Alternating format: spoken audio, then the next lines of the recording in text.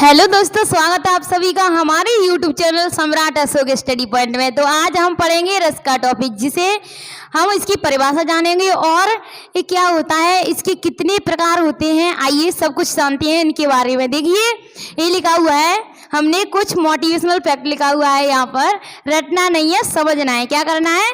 रटना नहीं है, बिल्कुल भी समझना है आपको, ठीक है। यहाँ पर लिखा है छोड़ दो या फोड़ दो, या तो पढ़ना ही छोड़ दो या फिर आप इतना अच्छा पढ़िए कि पेपर को फोड़ दो, ठीक है। अब आइए हम मेन टॉपिक पर आते हैं। देखिए यहाँ पर लिखा हुआ है छंद किसे कहते हैं, ये कितने प्रकार के होते हैं। ये लिखा हुआ है स्वर ताल तुक यति गति से लयबद्ध रचना को क्या कहते हैं? छंद कहते हैं। अब देखिए यहाँ पर लिखे हुए हैं ये वर्ड स्वर ताल तुक यति गति और लयबद्ध रचना, ये क्या होते हैं? स्वर ताल तुक यति गति, ये सब कुछ बच्चों को पता नहीं होता है। तो आइए हम इनके बारे में डिटेल से जानते हैं। क्या होता है चरण? देखिए तुक यति गति चरण क्या होते हैं, सभी को जानेंगे अच्छे तरीके से। देखिए यहाँ पर है, तो यहाँ पर लिखा हुआ है, देखिए ये लिखा हुआ है, यह है चौपाई। क्या है? चौपाई है ये। जय हनुमान ज्ञान गुण सागर, जय कपीस लोक उजागर, रामदूत अतुलित बलधामा, अंजन पुत्र पवन सुत धामा, ये लिखा हुआ है। क्या है? ये चौपाई है। अब इसके अंदर हम जानेंगे कि चरण क्या होते हैं, यति गति तुक लयबद्ध रचना। अब ये क्या होता है? देखिए जब हम किसी वाक्य को पढ़ते हुए गति के रूप में चले जा रहे हैं, मतलब गति का मतलब क्या होता है? चलना। गति का मतलब चलना होता है। यति का मतलब होता है रुकना, रुकना। तो यहां पर देखिए कुछ वाक्यों में जैसे होता है, कुछ वाक्यों में हम थोड़ा सा रुक जाते हैं ऐसे कॉमा करके, फिर आगे के लिए और वाक्य होता है, इसमें लिखा नहीं है। तो वहां पर जहां पर हम रुकते हैं वहां पर क्या होता है? वहां पर होता है यति। और वाक्य में हम चलते जा रहे हैं, जैसे जय हनुमान ज्ञान गुण सागर, फिर हम रुक गए, तो वहां पर क्या होगा? ये चलना ही क्या कहलाएगी? गति कहलाएगी।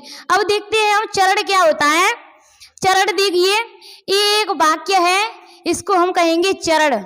और चौपाई में कितने चरण होते हैं? इसमें 4 चरण होते हैं।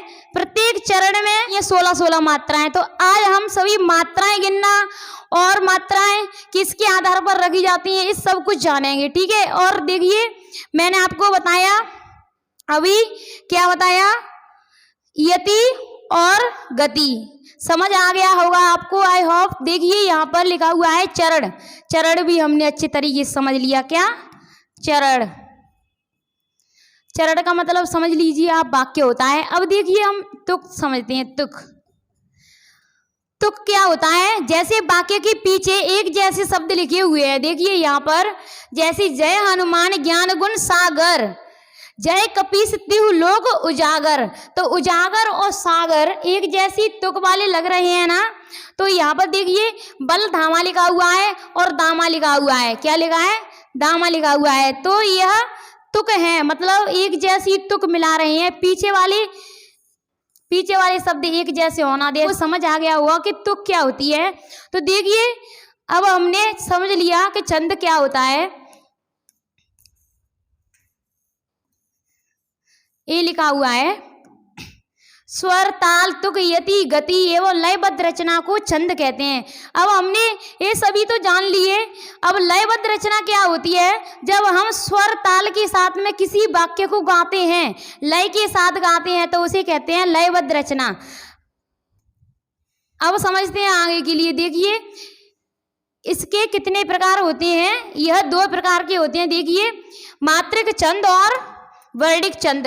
इनके मात्रिक छंद क्या होता है? जिसमें मात्राओं की गणना की जाती है। और वर्णिक छंद क्या होता है? जिसमें वर्णों की गणना की जाती है।